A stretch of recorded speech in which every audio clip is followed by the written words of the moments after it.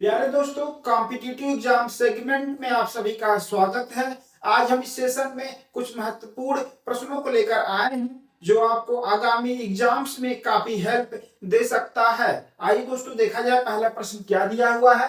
पहला प्रश्न है, निम्नलिखित में से कौन से शिखर भारत में स्थित है? धौलागिरी, नामचा बरवा, कामेत, मकालू। नीचे दिए गए कोड का प्रयोग कर सही उत्तर चुनिए। तो सही उत्तर आपको दोस्तों यहाँ पर सेलेक्ट करना है। कौन सा शिखर जो है भारत में अवस्थित है? तो देखेंगे यहाँ पर नामचा बरवा।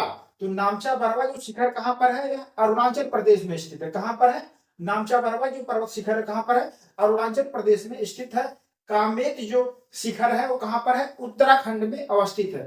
तो इस तरीके से देखेंगे, जो नामचा बरवा है वह अरुणाचल प्रदेश में स्थित है और जो कामेत शिखर है वह कहाँ पर है? पर्वत चोटी कामेत जो पर्वत चोटी कहाँ पर स्थित है? वह उत्तराखंड में स्थित है।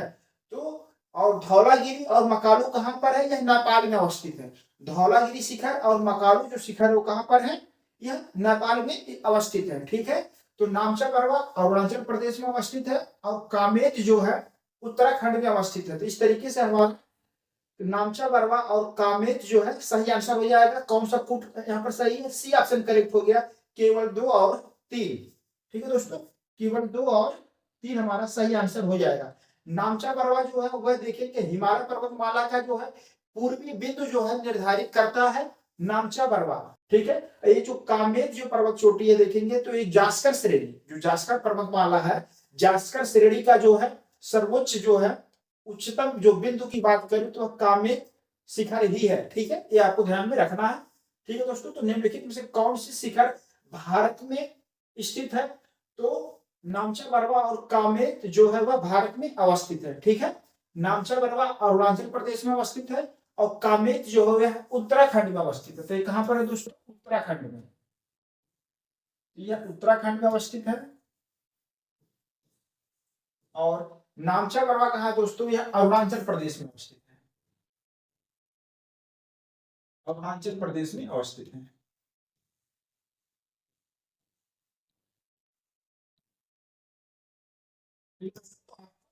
राज्य और शिखर मिलान करने के लिए आए तभी वहां से आसानी से क्वेश्चन कर सकते हैं। कामेत उत्तराखंड में अवस्थित है, नामचा बरवा अरुणाचल प्रदेश में अवस्थित है। ठीक है दोस्तों, इस तरीके से हम लोगों ने पहला प्रश्न देख लिया। नेक्स्ट क्वेश्चन देख लिया क्या दिया हुआ है। दूसरा नंबर क्वेश्चन क्या कह रहा है दोस्तों? निम्नलिखित में से कौन सा रामसर आद्र भूमि स्थल भारत के किसी भी संघ राज्य क्षेत्र यूनियन टेरिटरी में स्थित नहीं है? ऑप्शन दिया है होकेरा आद्र भूमि, पॉइंट कैरीमेरे वन्य जीव और अभ्यारण्य, तसो मोरीरी झील, वुलर झील। बताए दोस्तों कौन सा ऑप्शन करेक्ट हो जाएगा? तो कौन सा रामसर आद्र भूमि स्थल जो है भारत के किसी भी संघ राज्य क्षेत्र में नहीं है, ये आपको बताना है। यूनियन टेरिटरीज में जो है स्थित नहीं है, ये आपको बताना है। तो यहाँ पर कौन सा ऑप्शन करेक्ट हो जाएगा? तो बी ऑप्शन करेक्ट हो जाएगा। पॉइंट कैलीमेरे वन्य जीव और अभ्यारण्य जो है यह यूनियन टेरिटरीज में स्थित नहीं है। ये कहां पर है? तमिलनाडु में है। पॉइंट कैलीमेरे वन्य जीव और अभ्यारण्य जो एक प्रकार का क्या आर्द्र भूमि है। ठीक है, वेटलैंड है, रामसर वेटलैंड है और ये कहां पर स्थित है? तमिलनाडु में अवस्थित है। ठीक है, ये कहां पर है? तमिलनाडु में अवस्थित है। तमिलनाडु में क्या है? अवस्थित है। ठीक है दोस्तों, ये चीज आपको ध्यान में रखना। प्रश्न क्या कह रहा था दोस्तों? संघ राज्य क्षेत्र में, यूनियन टेरिटरीज में नहीं होना चाहिए, संघ शासित क्षेत्र में नहीं होना चाहिए। तो पॉइंट कैलीमेरे वन्य जीव और अभ्यारण्य जो है वह कहां पर है? वह तमिलनाडु में अवस्थित है। इस तरीके से हमारा बी ऑप्शन क्या हो जाएगा? करेक्ट हो जाएगा। होकेरा आर्द्र भूमि कहाँ है दोस्तों? बताइए। तो होकेरा आर्द्र भूमि कहां पर है? तो होकेरा आर्द्र भूमि जम्मू कश्मीर में अवस्थित है। कहां पर है दोस्तों? जम्मू कश्मीर में। जम्मू कश्मीर में अवस्थित है। और बताइए दोस्तों, तो मोरीरी झील कहां पर है? लद्दाख में अवस्थित है। कहां पर है? लद्दाख केंद्र शासित जो प्रदेश है वहां पर अवस्थित है, लद्दाख। ठीक है। और होकेरा आर्द्र भूमि जम्मू कश्मीर केंद्र शासित प्रदेश में अवस्थित है, संघ राज्य क्षेत्र में अवस्थित है। ठीक है। वुलर झील कहाँ है? तो ये जम्मू कश्मीर संघ राज्य क्षेत्र में अवस्थित है। वुलर झील भी कहाँ? जम्मू कश्मीर। जम्मू कश्मीर। ये चीज आपको ध्यान में रखना है दोस्तों। ठीक है। तो इस तरीके से हम लोगों ने देखेंगे दोस्तों, जो रामसर आर्द्रभूमि है या रामसर कन्वेंशन कहाँ पर होता है, तो देखेंगे ईरान का एक शहर है जो कैस्पियन सागर के तट पर अवस्थित है, रामसर। रामसर स्थान पे जो है वेटलैंड कन्वेंशन जो है अपनाया जाता है। कब अपनाया गया दोस्तों? 1971 में, 1971 में 2 फरवरी 1971, 2 फरवरी 1971 को जो है ईरान के रामसर शहर में जो है आर्द्रभूमि पे जो कन्वेंशन है उसको क्या अपनाया जाता है, कहाँ पर? रामसर। ठीक है, इसलिए इसको कहा जाता है रामसर स्थल। ठीक है, रामसर कन्वेंशन के तहत जो आर्द्रभूमि घोषित किया जा रहा है, ये आपको ध्यान में रखना। 2 फरवरी 1971 को जो है रामसर कन्वेंशन को अपनाया जाता है। और इसी दिन दोस्तों क्या मनाया जाता है? 2 फरवरी को आर्द्रभूमि दिवस भी मनाया जाता है। ठीक है, अंतरराष्ट्रीय आर्द्रभूमि दिवस कब मनाया जाता है? 2 फरवरी को ही सेलिब्रेट किया जाता है। ठीक है, अगर हम बात करें 2024 में आर्द्रभूमि दिवस का थीम क्या है, तो बताइए दोस्तों क्या थीम है? तो थीम है आर्द्रभूमि और मानव कल्याण। क्या थीम है? आर्द्रभूमि और मानव कल्याण। तो ऐसा भी प्रश्न आ जाता है, आपको ध्यान में रखना है, आर्द्रभूमि और मानव कल्याण, आर्द्रभूमि और मानव कल्याण। ठीक है दोस्तों, तो अगर हम 2024 में 2 फरवरी 2024 को जो आर्द्रभूमि दिवस मनाया गया उसका थीम क्या है, तो आर्द्रभूमि और मानव कल्याण थीम है। अगर हम बात करें भारत में कुल कितने रामसर स्थल हैं, तो बताइए दोस्तों कितने रामसर स्थल हैं?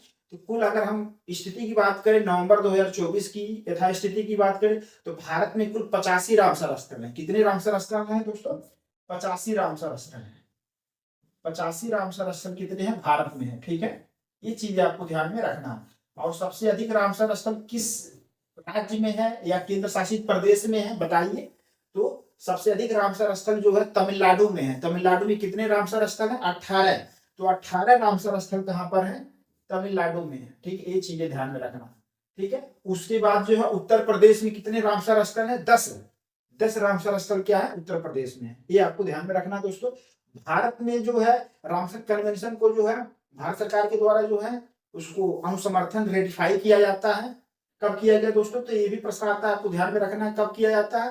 तो यह 1 फरवरी 1982 ईस्वी को कब किया गया दोस्तों? तो 1 फरवरी 1982 ईस्वी को जो भारत सरकार के द्वारा जो है इस पे जो है अनुसमर्थन किया जाता है, इसको ऑफिशियली जो है मतलब स्वीकार किया जाता है। ठीक है, लागू मतलब भारत में पूरी तरह से क्या है रामसर कन्वेंशन जो है लागू हो जाता है। कब लागू हुआ दोस्तों?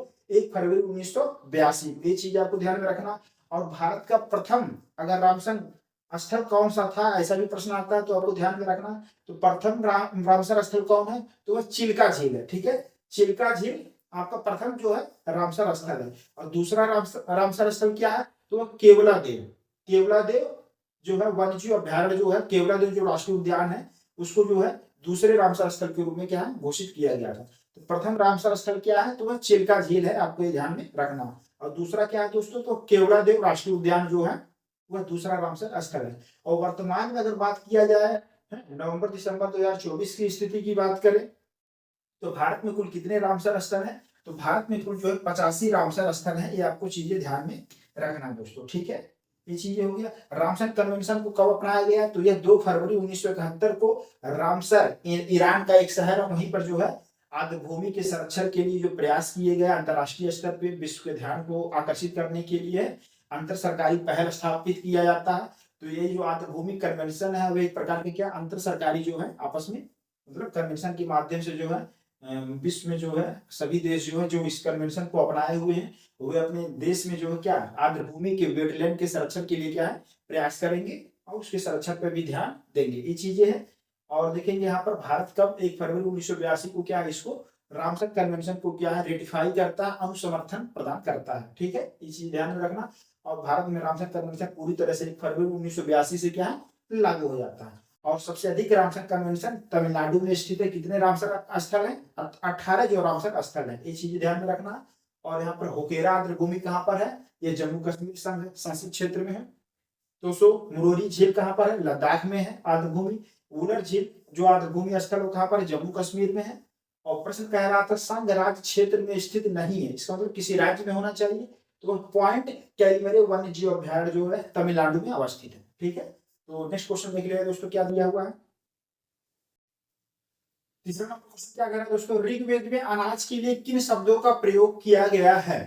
ऑप्शन दिया है गोधूम और व्रीहि, तिल और खल, प्रियंगु और श्यामक, यव और धान्य। बताइए दोस्तों कौन सा ऑप्शन करेक्ट हो जाएगा? ऋग्वेद में अनाज के लिए किन शब्दों का प्रयोग किया गया है? तो सही ऑप्शन क्या हो जाएगा?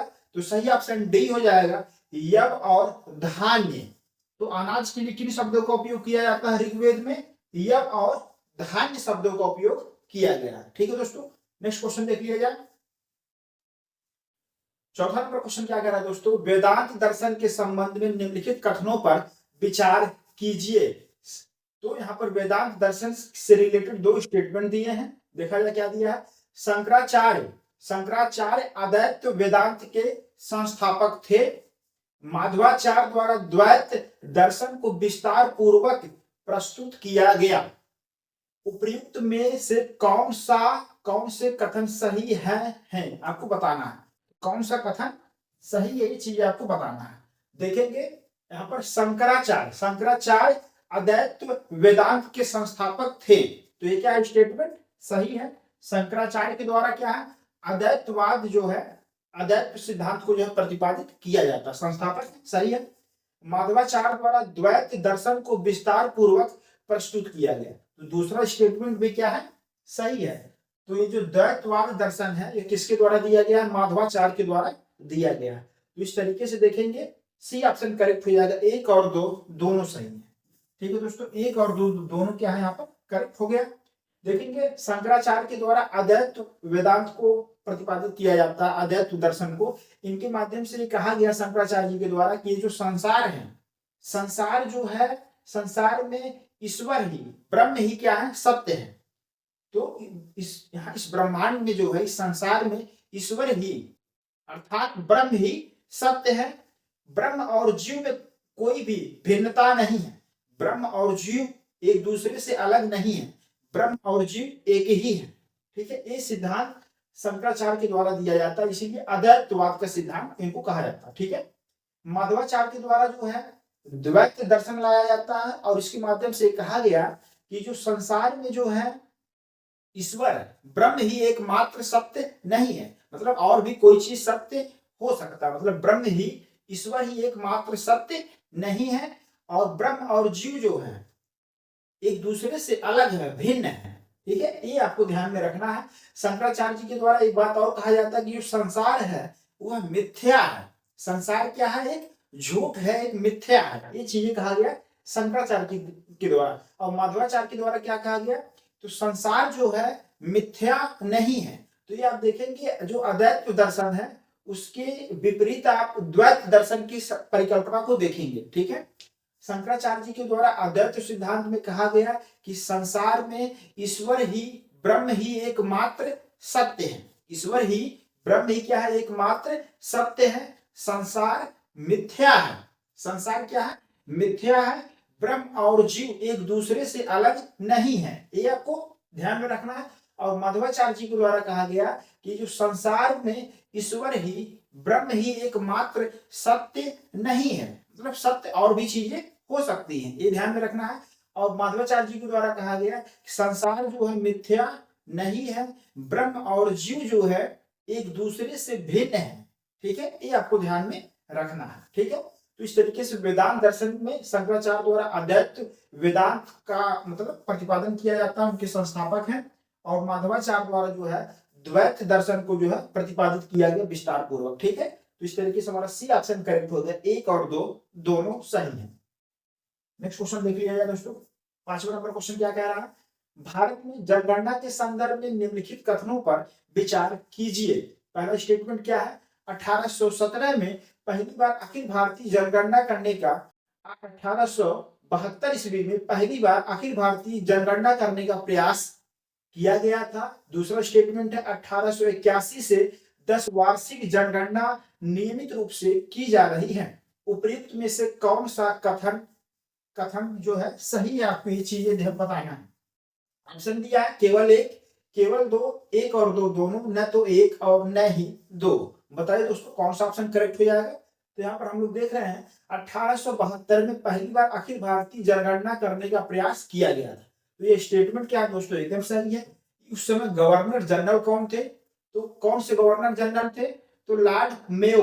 तो लॉर्ड मेयो के समय जो है फर्स्ट टाइम जो है जनगणना जो है आरंभ किया जाता है, लॉर्ड मेयो। ठीक है, ये आपको ध्यान में रखना है। ठीक है, तो यहाँ पर हमारा पहला स्टेटमेंट तो सही हो गया।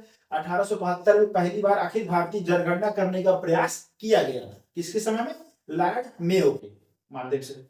और दूसरा स्टेटमेंट क्या कह रहा है? 1881 से 10 वार्षिक जनगणना नियमित रूप से की जा रही है। तो दूसरा स्टेटमेंट भी क्या है? एकदम सही है। और ये देखेंगे रिपन, लॉर्ड रिपन के समय से ही जो है 10 वार्षिक 10 वर्ष के तत्पश्चात 10 वर्ष के जो तत्पश्चात जो है हमेशा जो है जनगणना किया जाता रहा है। ठीक है, ये आपको ध्यान में रखना। तो देखेंगे यहाँ पर इस समय कौन गवर्नर जनरल थे दोस्तों? तो लॉर्ड रिपन। कौन थे? लॉर्ड रिपन थे। ये आपको ध्यान में रखना दोस्तों। ठीक है, कौन थे? लॉर्ड रिपन थे। तो लॉर्ड मेयो के समय में भारत में अखिल भारतीय जनगणना करने का प्रयास फर्स्ट टाइम आरंभ हुआ 1872 ईस्वी में। फिर उसके बाद 1881 ईस्वी से जो है प्रत्येक 10 वर्ष के बाद जो है जनगणना मतलब भारत में किया जाता रहा है। ठीक है, एक तो इस तरीके से हमारा दोनों स्टेटमेंट क्या हो गया? समय सही हो गया। और 10 वार्षिक जनगणना नियमित रूप से की जा रही है, किसके द्वारा प्रारंभ किया? लॉर्ड रिपन के समय में 1881 से ऐसा होता रहा। ठीक है, तो सी ऑप्शन हमारा करेक्ट हो गया यहाँ पर दोस्तों। 1 और 2 दोनों सही। तो भारत में जनगणना के संदर्भ में मतलब आंकड़े थे। और अभी देखा जाए लेटेस्ट भारत में जो जनगणना है वो 2011 के जो जनगणना हुआ है, अगर उसको काउंट किया जाए तो 15वीं जनगणना था। कौन सी जनगणना था? 2011 की जो जनगणना हुई है भारत में वह कौन सी जनगणना थी? 15वीं जनगणना थी। ठीक है, 15वीं जनगणना थी। ठीक है, ये चीज है। और अगर हम स्वतंत्र भारत की कौन सी जनगणना थी? ये तो 7वीं जनगणना थी। 2011 की जो जनगणना है वह स्वतंत्र भारत की कौन सी जनगणना है? तो यह 7वीं जनगणना, 7वें नंबर की जनगणना। ठीक है, 7वीं जनगणना। ठीक है, और स्वतंत्र भारत का पहला जनगणना कब हुआ था? तो यह 1951 में हुआ था। कब हुआ था? 1951 ईस्वी में। स्वतंत्र भारत का जो प्रथम जनगणना कब हुआ था? यह 1951 ईस्वी में जो है हुआ था। ठीक है, ये चीज आपको ध्यान में रखना है। और इस तरीके से हम लोगों ने भारत में जनगणना के संदर्भ में जो है 1872 ईस्वी में फर्स्ट टाइम जनगणना होता है। फिर 1881 ईस्वी से जो है 10 वार्षिक जनगणना नियमित रूप से जो है होता रहा है। ठीक है, ये चीजें हैं। और जनगणना जो है आरंभ होने वाला था जो 12वीं 2011 के बाद जो है नेक्स्ट जनगणना 2020-21 में आरंभ हो जाना चाहिए था। कोविड की वजह से जो है डिले हो गया थोड़ा सा। तो ये है, अगर बात किया जाए जो नेक्स्ट जनगणना है वो 8वीं जनगणना हो जाएगी स्वतंत्र भारत की। और ओवरऑल बात करेंगे तो वह 16वीं जनगणना आरंभ हो जाएगा। ठीक है, ये आपको डाटा ध्यान में रखना है। ठीक है, और स्वतंत्र भारत की पहली जनगणना कब हुई? तो यह 1951 ईस्वी में होता है। और यहाँ पर 2011 की जनगणना के आंकड़े जो है एग्जाम्स में मतलब आएंगे, तो वहां से आपको इसी के आधार पे जो क्वेश्चन आपको सॉल्व करना रहेगा। ठीक है, तो ये चीज ध्यान में रखना है। तो नेक्स्ट क्वेश्चन देख लीजिए दोस्तों। 6वां नंबर क्वेश्चन क्या कह रहा है दोस्तों? निम्नलिखित घटनाओं पर विचार कीजिए तथा उन्हें काल क्रमानुसार क्या है व्यवस्थित कीजिए। ऑप्शन दिया है यहाँ पर और आपको व्यवस्थित करना है कोड के माध्यम से। देखिए, नाबार्ड की स्थापना, स्वयं सहायता समूह का बैंक लिंकेज कार्यक्रम, किसान क्रेडिट कार्ड योजना, क्षेत्रीय ग्रामीण बैंक की स्थापना। बताइए दोस्तों कौन सा ऑप्शन करेक्ट होगा? यहाँ पर जो घटनाएं हैं उनको आपको क्रमानुसार क्या है यहाँ पर व्यवस्थित करना है। ठीक है, चलिए तो देखेंगे, देख लिया जाए स्टेटमेंट। नाबार्ड की स्थापना बताइए दोस्तों कब हुआ नाबार्ड की स्थापना? तो नाबार्ड की स्थापना कब होता है? 1982 ईस्वी में होता है। कब होता है दोस्तों? 1982 ईस्वी में होता है। 12 जुलाई 1982 ईस्वी में होता है नाबार्ड की स्थापना। ठीक है, नाबार्ड का मुख्यालय कहाँ पर है? मुंबई में। कहाँ पर है? मुंबई में। स्वयं सहायता समूह बैंक का लिंकेज कार्यक्रम कब आरंभ होता है? तो यह आरंभ होता है 1992 ईस्वी में। कब होता है दोस्तों? 1992 ईस्वी में आरंभ होता है। ठीक है, 1992-93 में जो है ये आरंभ हो जाता है, वित्तीय वर्ष जो है। तो स्वयं सहायता समूह बैंक का लिंकेज कार्यक्रम कब प्रारंभ हुआ? 1992 ईस्वी में। ठीक है, किसान क्रेडिट कार्ड योजना कब प्रारंभ होता था? यह 1998 ईस्वी में प्रारंभ होता है। 1998 ईस्वी में प्रारंभ होता है। ठीक है, तो 1998-99 का जो वित्तीय वर्ष है उसी समय क्या है किसान क्रेडिट कार्ड योजना जो है प्रारंभ होता है। ठीक है, ये क्षेत्रीय ग्रामीण बैंक की स्थापना कब हुई? तो यह 1975 ईस्वी में होता है। कब होता है दोस्तों? यह 1975 ईस्वी में क्या है, क्षेत्रीय ग्रामीण बैंक की स्थापना होती है। अब आपको ईयर लिख लिए हैं, कब ये स्थापना हुआ, कब प्रोग्राम लॉन्च हुआ, ये चीजें तो आप आसानी से क्रोनोलॉजिकल ऑर्डर में क्या व्यवस्थित कर पाएंगे। तो यहाँ पर देखेंगे दोस्तों, पहले क्या आ जाएगा, 4 नंबर क्या है, पहले आ जाएगा क्षेत्रीय ग्रामीण बैंक की स्थापना हुआ पहले। उसके बाद क्या आ जाएगा, उसके बाद क्या आ जाएगा बताइए, नाबार्ड की स्थापना। तो नाबार्ड की स्थापना आ जाएगा दोस्तों 1 नंबर। उसके बाद क्या आ जाएगा बताइए, उसके बाद स्वयं सहायता समूह बैंक का लिंकेज कार्यक्रम 1992, 2 नंबर आ गया दोस्तों। और लास्ट में क्या आ गया, किसान क्रेडिट कार्ड योजना 1998, तो 3 नंबर हो गया। तो कौन सा सही हो जाएगा, 4 1 2 3। तो कौन सा क्रोनोलॉजिकल ऑर्डर सही हो गया दोस्तों, सी ऑप्शन करेक्ट हो गया यहाँ पर, 4 1 2 3। तो ये चीजें ध्यान में रखना दोस्तों, जो संस्थाएं हैं, जो योजना है, क्रोनोलॉजिकल ऑर्डर में व्यवस्थित करने के लिए आ जाता है, तो आप थोड़ा सा उसको लिस्टिंग करके ध्यान में रखिएगा। नाबार्ड की स्थापना 12 जुलाई 1982 ईस्वी को होता है। और नाबार्ड का जो मुख्यालय है वो कहाँ पर है, मुंबई में है। स्वयं सहायता समूह बैंक लिंकेज कार्यक्रम 1992 में प्रारंभ होता है। किसान क्रेडिट कार्ड योजना 1998 ईस्वी में आरंभ हुआ। क्षेत्रीय ग्रामीण बैंक की स्थापना 1975 ईस्वी में होता है। ठीक है, तो ये सही क्रोनोलॉजिकल हम लोगों ने कर लिया कि पहले क्षेत्रीय ग्रामीण बैंक की स्थापना, नाबार्ड की स्थापना, स्वयं सहायता समूह बैंक लिंकेज कार्यक्रम, और लास्ट में क्या है, किसान क्रेडिट कार्ड योजना। चलिए दोस्तों नेक्स्ट क्वेश्चन देख लिया जाए। 7वें नंबर का क्वेश्चन क्या कह रहा, संविधान सभा से निम्नलिखित समितियों के संदर्भ में सही नहीं है। तो संविधान सभा के द्वारा जो समितियों का गठन किया गया था, और उसके जो है इसके द्वारा उसको हेड किया गया है, अध्यक्षता की भूमिका निभाई गई है, तो कौन कह रहा है सही नहीं है, आपको ही बताना है। ठीक है, तो संविधान सभा से संबंधित समितियों के संदर्भ में क्या है, सही नहीं है, ये आपको बताना है। सही नहीं है, सही है, ये आपको थोड़ा सा अंडरलाइन कर लेंगे, तो वहां से गलती आपका ह्यूमन एरर आपसे नहीं होगा। ठीक है, देखेंगे देखा जाए, संघ शक्ति समिति जवाहरलाल नेहरू, प्रांतीय संविधान समिति सरदार वल्लभ भाई पटेल, कार्य संचालन समिति सच्चिदानंद सिन्हा, प्रारूप समिति डॉक्टर भीमराव अंबेडकर। बताइए दोस्तों कौन सा ऑप्शन करेक्ट हो जाएगा, यहाँ पर कह रहा है कौन सा सही नहीं है, मतलब संविधान सभा से संबंधित समिति और जो उसको हेड किए हैं, हेडेड किए, वो कौन सही नहीं है। तो यहाँ पर देखेंगे सी ऑप्शन करेक्ट हो जाएगा, कार्य संचालन समिति सच्चिदानंद सिन्हा, ये जो है गलत दिया हुआ है। ठीक है, कार्य संचालन समिति की अध्यक्षता किसके द्वारा की गई थी, इसको हेड किसके द्वारा किया गया था, राजेंद्र प्रसाद के द्वारा। किसके द्वारा किया गया था, राजेंद्र प्रसाद के द्वारा, राजेंद्र प्रसाद। ठीक है दोस्तों, राजेंद्र प्रसाद के द्वारा जो है कार्य संचालन समिति की जो है अध्यक्षता की गई थी। ठीक है, ये चीजें हैं। देखेंगे सच्चिदानंद सिन्हा जो है वह संविधान सभा के अस्थायी अध्यक्ष चुने, मतलब रहते हैं अस्थायी अध्यक्ष। तो संविधान सभा के जो है अस्थायी अध्यक्ष कौन थे, अस्थायी अध्यक्ष, अस्थायी अध्यक्ष कौन थे, सच्चिदानंद सिन्हा, ये आपको ध्यान में रखना। ठीक है, तो संविधान सभा के अस्थायी अध्यक्ष कौन थे, सच्चिदानंद सिन्हा जी थे, ये आपको ध्यान में रखना। ठीक है दोस्तों, और यहाँ पर जो है प्रारूप समिति के डॉक्टर भीमराव अंबेडकर, संघ शक्ति समिति के जवाहरलाल नेहरू सही दिया हुआ है, प्रांतीय संविधान समिति सरदार वल्लभ भाई पटेल सही दिया है, कार्य संचालन समिति के कौन है, राजेंद्र प्रसाद के, उससे संबंधित उनकी अध्यक्षता की गई राजेंद्र प्रसाद के द्वारा, प्रारूप समिति की डॉक्टर भीमराव अंबेडकर के द्वारा किया गया, और जो सच्चिदानंद सिन्हा थे वो संविधान सभा के अस्थायी अध्यक्ष थे। ठीक है, उसके बाद अस्थायी अध्यक्ष बाद में किसको चुन लिया जाता है, राजेंद्र प्रसाद को जो है संविधान सभा का अस्थायी अध्यक्ष चुन लिया गया। ठीक है, चलिए दोस्तों नेक्स्ट क्वेश्चन देख लिया जाए, क्या दिया है। 8वें नंबर का क्वेश्चन क्या कह रहा है दोस्तों, निम्नलिखित में से किस धातु का भंडारण तेल में नहीं किया जाता है। तो तेल में नहीं किया जाता, ये चीज आपको बताना है। ठीक है, ऑप्शन दिया है सोडियम, पोटेशियम, लिथियम, रुबिडियम। तो निम्नलिखित में से किस धातु का भंडारण जो है तेल में नहीं किया जाता। ठीक है, तो सही ऑप्शन क्या हो जाएगा, डी ऑप्शन करेक्ट हो गया, रुबिडियम।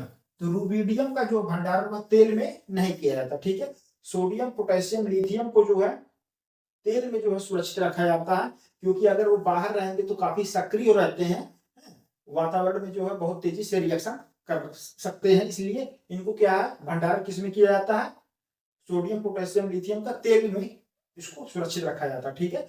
और किसका भंडारण तेल में नहीं किया जाता, तो डी ऑप्शन करेक्ट हो जाएगा, रूबिडियम, ठीक है। नेक्स्ट क्वेश्चन देख लिया दोस्तों।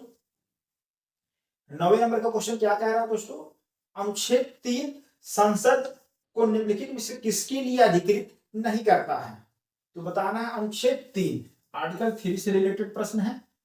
अनुच्छेद 3 संसद को निम्नलिखित में से किसके लिए अधिकृत नहीं करता, मतलब संसद को जो कानून बनाने के लिए अधिकृत नहीं करता, ये आपको बताना है दोस्तों, ठीक है। पार्लियामेंट, तो ऑप्शन दिया है किसी राज्य के क्षेत्रफल में परिवर्तन, किसी राज्य के नाम में परिवर्तन, किसी भी राज्य की सीमा में परिवर्तन, नए राज्यों को भारतीय संघ में शामिल करना। तो पता है दोस्तों, कह रहा है अनुच्छेद 3 संसद को निम्नलिखित में से किसके लिए अधिकृत नहीं करता, ऑथोराइज नहीं करता।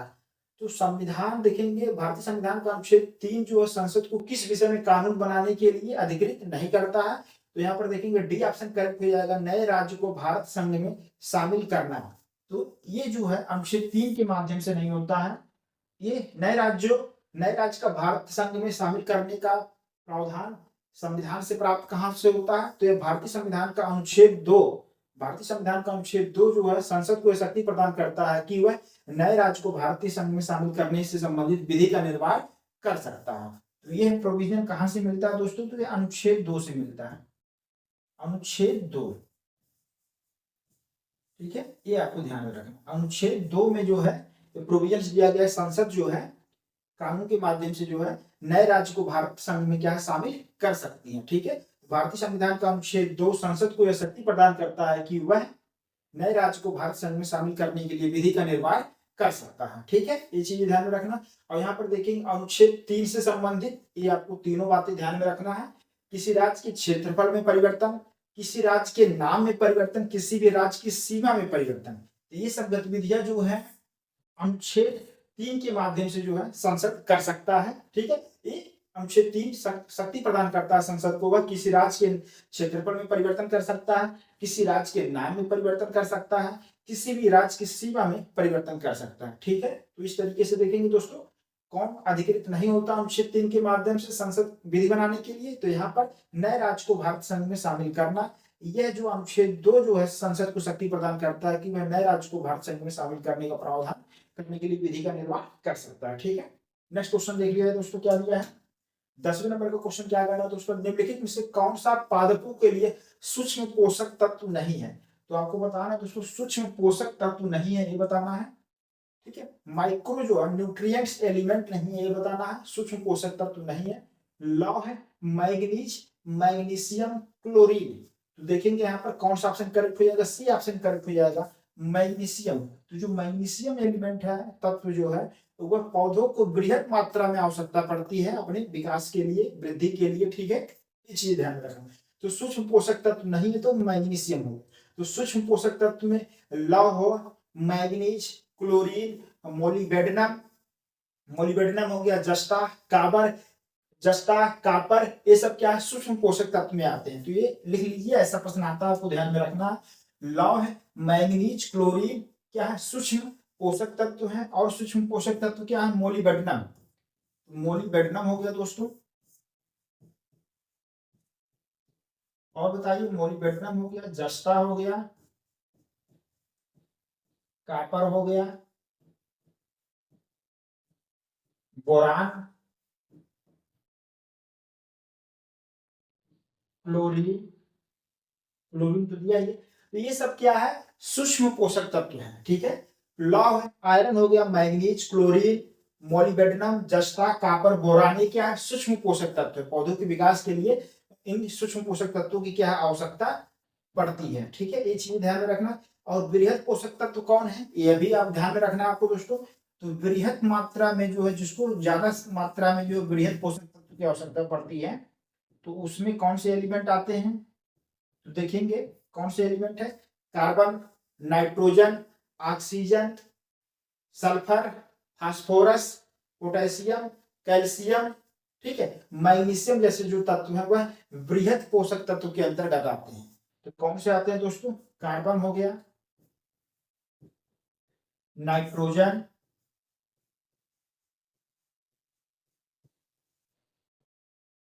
कार्बन, नाइट्रोजन, ऑक्सीजन,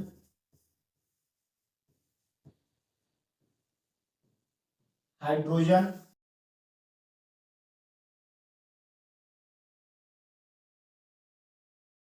कैल्शियम और दोस्तों कैल्शियम हो गया, पोटेशियम हो गया,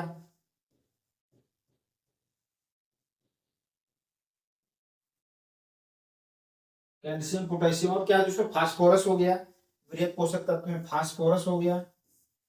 और बताइए दोस्तों कौन सा आएगा?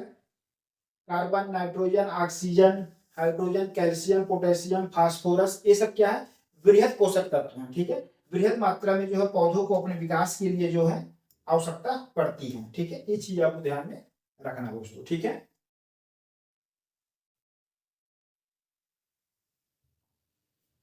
तो यहाँ पर देखेंगे दोस्तों जो सूक्ष्म पोषक तत्व हैं वे कौन से हैं? आयरन हो गया, लौह, मैंगनीज, क्लोरीन हो गया, मोलिब्डेनम, जस्ता, कॉपर, बोरान, ये सब क्या है? सूक्ष्म पोषक तत्व हैं। और वृहद पोषक तत्व में क्या है दोस्तों? ये वृहद मात्रा में जो पौधों की आवश्यकता पड़ती है, वे क्या हो जाएगा दोस्तों? यहाँ पर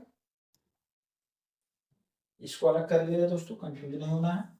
तो देखेंगे यहाँ पर कार्बन हो गया, नाइट्रोजन, ऑक्सीजन हो गया, हाइड्रोजन, कैल्शियम, पोटेशियम, फास्फोरस हो गया, सल्फर हो गया है। ये सब जो एलिमेंट जो है पौधों को जो है बृहद मात्रा में जो है, बड़ी मात्रा में जो है आवश्यकता पड़ती है।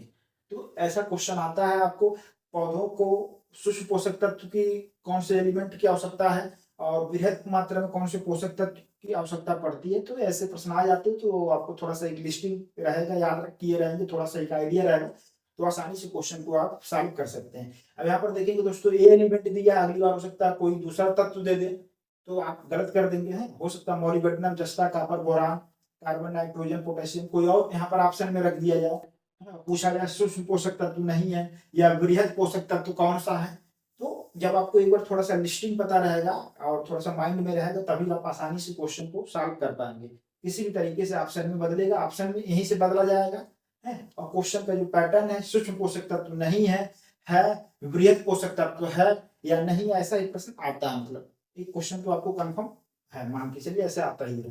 तो इस तरीके से दोस्तों हम लोगों ने 10वां प्रश्न देख लिया कि निम्नलिखित में से कौन सा पादपों के लिए सूक्ष्म पोषक तत्व नहीं है। तो यहाँ पर सी ऑप्शन करेक्ट हो जाएगा, मैग्नीशियम। तो मैग्नीशियम जो होता है वह वृहद पोषक तत्व है। ठीक है, वृहद मात्रा में पौधों को आवश्यकता पड़ती है। ठीक है, तो इस तरीके से दोस्तों हम लोगों ने 10 प्रश्न को सॉल्व किया इस सेशन में। तो ठीक है दोस्तों, वीडियो देखने के लिए आपको बहुत बहुत धन्यवाद। फिर आते हैं नए क्वेश्चन